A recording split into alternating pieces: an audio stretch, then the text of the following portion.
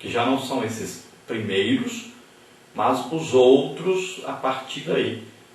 A partir desse tempo que foi escrita a Bíblia, surgiram então vários apóstolos e profetas como ministérios. Existem hoje apóstolos e existem profetas, assim como existe evangelista, como existe pastor, como existe aí professor, mestre, né?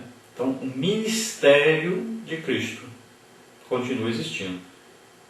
Aqueles escreveram a Bíblia, uma mensagem, na sua maioria profética, quando olha para o futuro, e coisas que Jesus também disse, e que não vai mudar, é uma profecia perfeita, não precisa de ninguém duvidar que vai ocorrer o que está escrito, que vai ocorrer mesmo.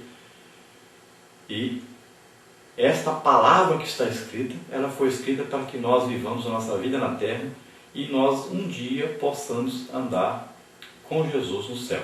Possamos estar para sempre com o Senhor no céu. É a palavra perfeita. Essa é digna de confiança, não precisa ser julgada. Já está certinha. Agora, existem então os dons ministeriais, profetas e apóstolos. São pessoas dadas por Cristo à igreja para o bom funcionamento, para a edificação da igreja, para a exaltação, consolação, para o bom andamento, né? São os dons ministeriais para que a igreja cresça ordenadamente, para que a igreja se proteja das mensagens falsas e tudo mais.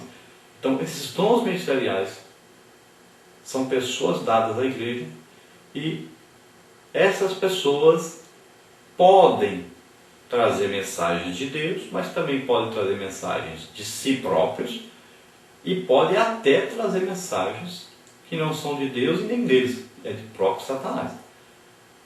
Então, os apóstolos e profetas, depois desses que escreveram a Bíblia, todos eles, o que eles falarem ou escreverem, deve ser julgado. E não deve ser considerado como palavra legítima, ensino legítimo de Deus, e nem devemos viver a nossa vida baseada nessas palavras, nesses ensinos. Então você vê, por exemplo, você pega uma Bíblia. Lá existem notas ao pé da página. Então essas notas não quer dizer que elas estão corretas. Não quer dizer que isso aí é palavra de Deus porque está na Bíblia. Não. O que está na Bíblia está separado lá. Agora essas notas adicionais muitas vezes trazem coisas contrárias à palavra de Deus.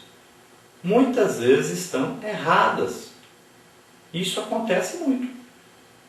Então você não pode ler a Bíblia e considerar o que está escrito pelos apóstolos como com o mesmo valor daquilo que outras pessoas escreveram embaixo, interpretando essas palavras que foram escritas pelos apóstolos. Por quê? Essas notas adicionais foram escritas depois que a Bíblia foi escrita. Foram escritas por pessoas que leram, estudaram a palavra de Deus.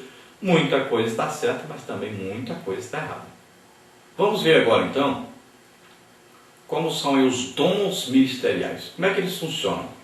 Então, como está na nossa leitura, o apóstolo Paulo escrevendo aos Efésios, capítulo 4, do versículo 11 em diante, começa então com apóstolos. Vamos ver. O que é um apóstolo? Então, o título apóstolo se aplica a certos líderes cristãos no Novo Testamento. O verbo apostelo significa enviar alguém em missão especial como mensageiro e representante pessoal de quem o envia. O título é usado para Cristo.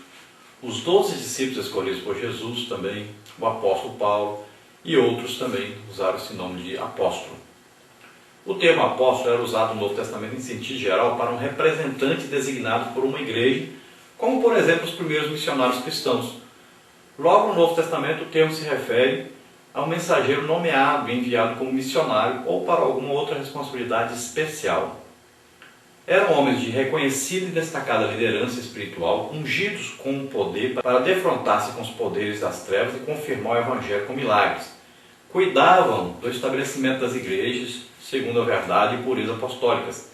Eram servos itinerantes que arriscavam suas vidas em favor do nome de nosso Senhor Jesus Cristo e da propagação do Evangelho. Eram homens de fé e de oração, cheios do Espírito.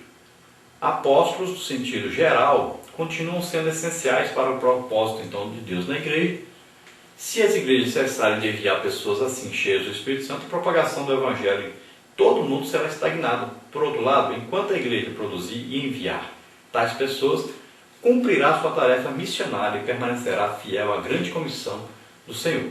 O termo apóstolo também é usado no Novo Testamento em sentido especial em referência àqueles que viram Jesus após a sua ressurreição e foram pessoalmente comissionados por ele a pregar o Evangelho e estabelecer a igreja. Por exemplo, nós vamos ver os 12 discípulos de Paulo, Tinha autoridade ímpar na igreja no tocante à revelação divina e à sua mensagem original do Evangelho, como ninguém mais até hoje. O ministério de apóstolo, nesse sentido, restrito e exclusivo, e dele não há repetição. Os apóstolos originais do Novo Testamento não têm sucessores. Então vimos aí um resumo dentro do que é apóstolo. Então aquele que vai onde não há evangelho, abre ali uma igreja, abre um trabalho, monta uma igreja. É claro que para isso ele vai precisar de outros auxiliares, que são os outros dons ministeriais. Mas quem chega primeiro, quem faz o trabalho primeiro, é esse que nós chamamos hoje missionário. Depois vamos ver aí profetas. Os profetas eram homens que falavam sob o impulso direto do Espírito Santo e cuja motivação e interesses principais eram a vida espiritual e pureza da igreja, e continua sendo.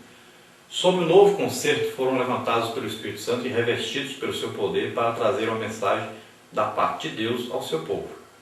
O ministério profético do Antigo Testamento ajuda-nos a compreender o do Novo Testamento. A missão principal dos profetas do Antigo Testamento era transmitir a mensagem divina através do Espírito para encorajar o povo de Deus a permanecer fiel conforme os preceitos da Antiga Aliança. Às vezes, eles também prediziam o futuro conforme o Espírito lhes revelava. Cristo e os apóstolos são exemplo do ideal do Antigo Testamento. A função do profeta na igreja incluía o seguinte: proclamava e interpretava, cheio do Espírito Santo, a palavra de Deus por chamada divina. Sua mensagem visava admoestar, exortar, animar, consolar e edificar. Devia exercer o dom de profecia. Às vezes ele era vidente, predizendo o futuro.